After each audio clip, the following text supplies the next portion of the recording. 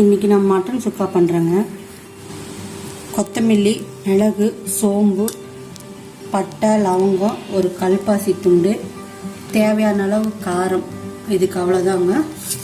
அப்புறம் வெங்காயம், தக்காளி, இஞ்சி, பூண்டு, இது சும்மா எண்ணெய் இல்லாமல் வதக்கணுங்க. இது ஒரு ஸ்பூன் எண்ணெய் போட்டு வதக்கிட்டு நம்ம குக்கரில் ரெடி பண்ணிட வேண்டியதான். 1/2 கிலோ மட்டன் கிரேவிக்கு இவ்வளோதாங்க சாமானம். இப்போ பாருங்கள், நம்ம எடுத்து வச்ச பொருட்கள் எல்லாம் எண்ணெய் இல்லாமல் இது வறுக்கிறோங்க. நல்லா வாசனை வர வரைக்கும் இது வறுக்கணும்.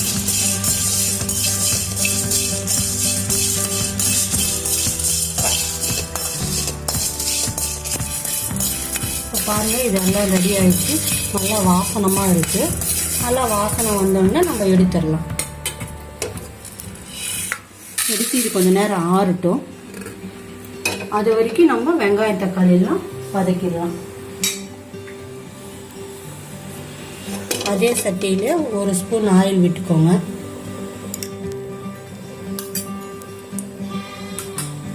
விட்டுட்டு நம்ம வெங்காயம், இஞ்சி, பூண்டுலாம் வதக்கிடலாம்.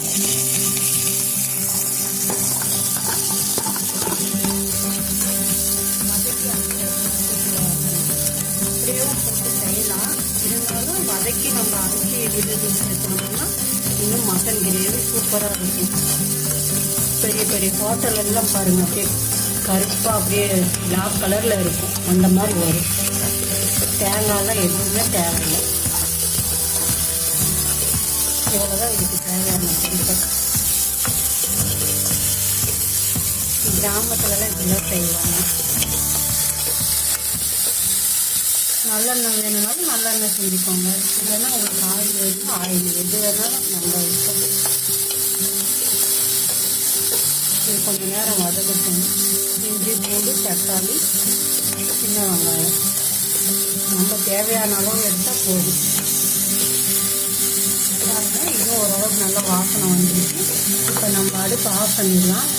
இதெல்லாம் கொஞ்சம் நேரம் ஆறுட்டும்.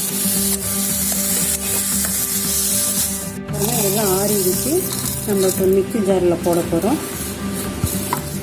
இது தனியாக நம்ம அரைச்சிக்கலாம்.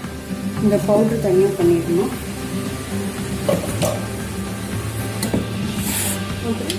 வெங்காயம், தக்காளி தனியாக அரைச்சிக்கணும். ஒட்டுக அரைச்சா அது கரகரான்னு இருக்கும். அதனால நம்ம தனித்தனியாக அரைச்சிக்கலாம்.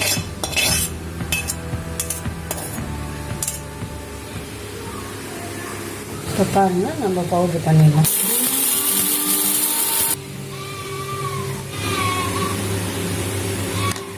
இப்போ பாருங்கள், நம்ம இது பவுட்ரு பண்ணிட்டோம். இப்போ நம்ம வெங்காயம், தக்காளி அடுத்தது அரைச்சிட்டு வந்துடலாம். இப்போ பாருங்கள், வெங்காயம், தக்காளி, இஞ்சி, பூண்டு பேஸ்ட்டும் அரைச்சிட்டோம். இப்போ இது நம்ம தாளிக்கிறதுக்கு ரெடி பண்ணலாம் வச்சுருக்கோம். இப்போ நம்ம தாளிச்சிடலாம். மட்டன் கிரேவிக்கு பிரியாணியில் ஒரு அன்னாச்சி பூவு, 2 முக்கு நம்ம தேவையான ஆயில் ஊற்றிக்கலாங்க. ஒரு 4 ஸ்பூன் ஆயில்.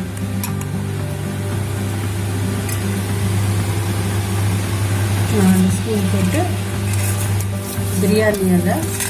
பிரியாணி சாமானம் போட்டிருக்காங்க. அவ்வளோதான். இந்த 3 பொருள் தாளிக்கிறதுக்கு அவ்வளோதான். பாருங்கள், மட்டன் நம்ம எடுத்து போட்டுடலாம். எண்ணெய் காஞ்சிருச்சு.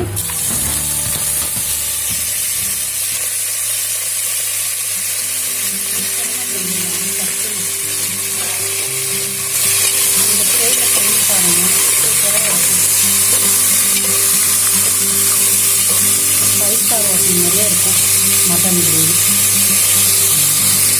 தேவையான அளவு உப்பு போடலாம்.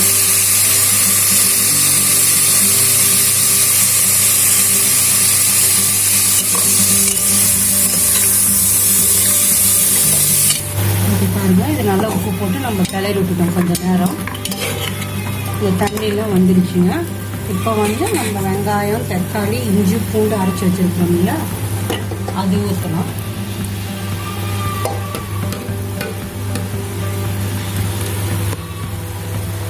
வெங்காயம், தக்காளி, இஞ்சி, பூண்டு அது ஊற்றினோன்னு ஒரு கலரி வரணும்.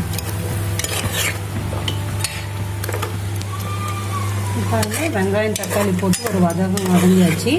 இப்போ அடுத்தது வந்து நம்ம பவுட்ரு பண்ணி வச்சுருக்கிறோம் இல்லையா, பட்டை லவங்கம் மிளகு கொத்தமல்லி கல்பாசி வரமிளகா சோம்பு இது பவுட்ரு பண்ணி வச்சுருக்கிறோம் இல்லை, இது ஒரு நல்லா வதங்கட்டும். இது நல்லா எண்ணெய் வர வரைக்கும் வதங்கின வாட்டி இப்போ பாருங்கள் நம்ம எல்லாம் சாமானம் போட்ட வாட்டி எல்லாம் கிளறி விட்டாச்சு. இப்போ பாருங்கள் கொஞ்சம் தேவையான அளவு தண்ணி ஊற்றிருக்கேன். இப்போ வந்து ஒரு 5 விசில் வைக்கணும்.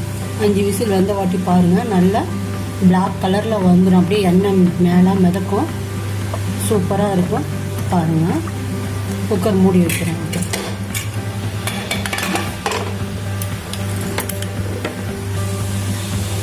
இப்போ குக்கர் மூடி வச்சாச்சு, வெயிட் போட்டாச்சு. ஒரு 5 விசில் வரட்டும்.